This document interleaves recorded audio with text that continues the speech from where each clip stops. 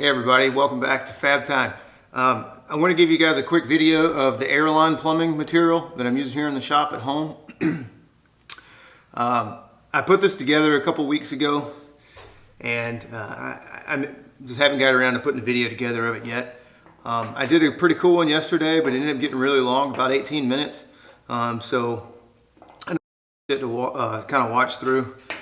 And I got a little long-winded on a few areas. So anyhow, I'm shooting this again today, the quick 5 to 7 minute version of it. Show you everything that I used and how it's all put together. First things first, the kits of Airline material that I used are made by Rapid Air. They do a lot of your aluminum hard rigid piping and stuff that you see in a lot of service shops, body shops, that sort of thing. Other industrial applications, they make this stuff for compressed air, shielded gases, and they also, I think, use it in the food industry for transferring liquid and things like that. This particular product, the Max Airline kit, is a thin wall aluminum tubing that features a HDPE liner both on the inside and the outside.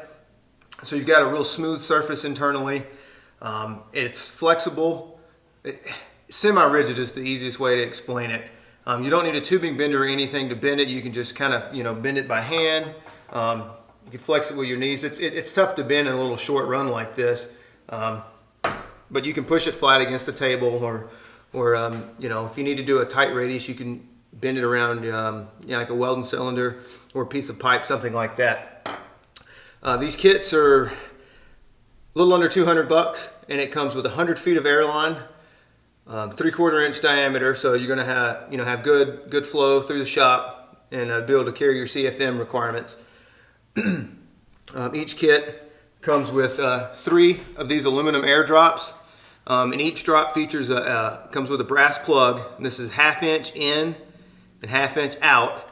You can either mount it surface on the wall and run your pipe on the face of the wall as well, or you can move this plug fitting here from the back into the top section, and then if you wanted to mount this on the wall and have your Airline plumb in from the back, say if you were building out your garage or home and you wanted to have everything nice and kind of out of sight, then you would only see your drop would be the only thing exposed. Each of the 3 drops also comes with a 3/8 ball valve on the bottom here for a moisture trap, to make sure you blow out any moisture, or if your tank's got any crud or junk like that coming out, it'll accumulate there, and a couple times a day you just pop it and blow it off. It also comes with the 3/4 inch fitting. This will go at your compressor or out of your refrigerated air dryer. You may need to get the proper bushing to size it correctly, and that's going to start your whole system from this point on. To go with the 3 air drops, you're also going to get 3 1/2 inch pipe to Rapid Air compression fittings, and that just screws in there, and your Airline will come into it like so, or from the rear, depending on how you set it up. Here's a drop from the old shop that's still put together. I just chopped it right here. I like to use a ball valve on every one of my air drops, or anywhere I have an in and an out point, just in case I have a fitting fail or something go wrong, a hose blow off. I can go quickly, shut this thing off, and then I could service it and fix it without having to take the whole system off of line. It's really helpful if you're in the middle of working on something. You don't want to fix it, make a trip to the hardware store right then. You can just cut the bad one off and you're good to go. Each of these kits also include a series of these clamps. It's not going to focus on it, but these just screw in to whatever surface on the wall. Use a drywall or a deck screw, or if you're going into metal, use appropriate hardware. But anyway, a number 8, I think, is about the largest screw you can fit in there. And when you have these mounted, your tubing is just going to snap into them like that, and you're good to go. Very sturdy, very easy to run. You're also going to get, I believe, 2 of these T-fittings. These are good for when you want to, make your drops. If you got it running across the ceiling or the wall, drop down to wherever you want to go. You can run your whole Airline around the entire room first in one continuous run if you like, with the exception of the start and the stop point. You'll obviously have an end on both of those. But Go ahead and run your whole system if you like, and then go back and cut in wherever you want to airdrop so you don't have to overthink it starting off. That's one way you can do it. Works pretty good. Geez, we're at 5 minutes. I'm going to try to keep this under 8. Sorry. This system features compression fitting with a dual, hang on, let me see if I can, there it goes, it's focusing now. With a dual O-ring, a nylon washer down here for the seat, and it's got the ferrule and the jam nut.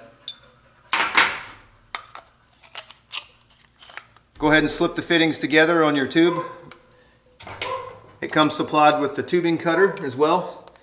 You want to go ahead and get yourself a nice square cut, like so, and then use the supplied flaring and deburring tool. Shove it down into the tube there. Takes a little doing. It's a little hard to get a grip on the short section of material here.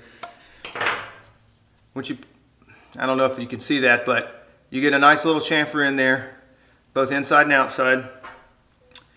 And now, you just slip it together until it bottoms out on the seat. Run your jam nut to hand tight.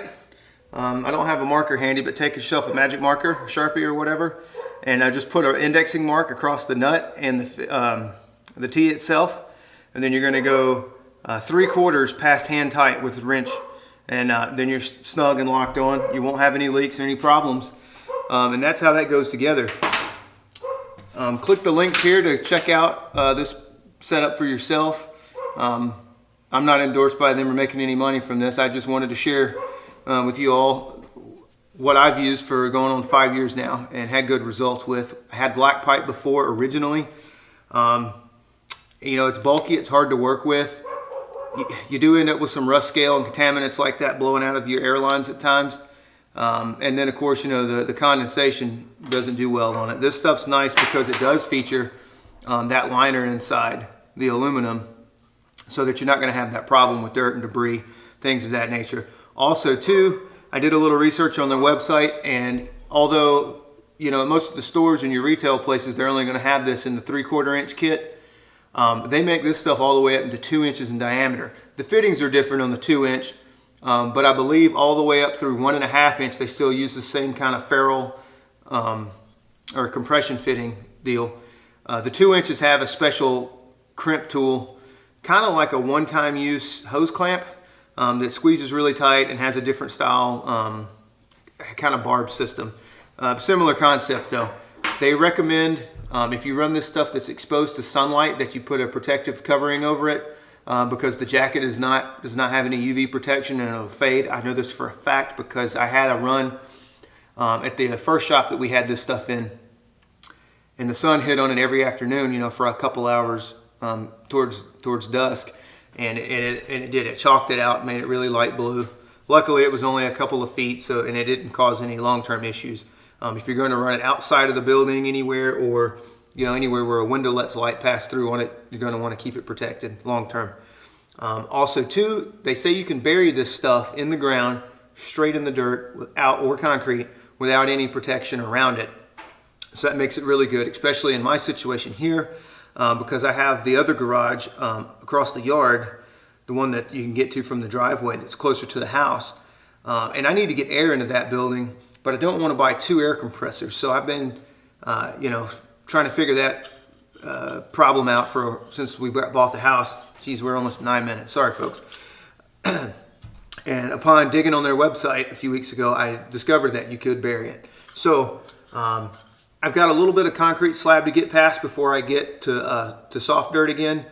Really not sure how I'm going to combat that. I don't want to bust the slab up if I don't have to, just to run 6 feet of air line. So I may end up putting it in some conduit or something like that off of this garage first, dropping down to the top of the chain link fence and following the main pole and gate down into the ground and then into the dirt across the yard. I've got about, as the crow flies, probably 60 feet, 70 feet from one building to the other. So not a super long run, but anyhow, that's good to know. So I was worried I was going to have to put this stuff in underground utility pipe and do all that crazy stuff, but they said just get it in the dirt, put dirt directly over it, and you're fine. That's good because I won't have any fittings either buried along the path. It'll just be They sell this up into 300 feet continuously. So I'll probably buy a roll of that so that I don't have to have any unions from just hook it inside the building here, continuous run outside in the dirt to the other shop, and tee it inside there the same way. So again, thanks for watching this. Check the links out to go buy yourself some of this stuff if you want to try it out at your shop. 5 years, no problems. I haven't had any leaks or any failures or anything like that. I've reused it now, and this is the third building I've installed this in, the same set of master kits. So check it out. Please like, subscribe, comment. Let me know what you think if you have any suggestions or questions. And we'll see you next time. Thanks.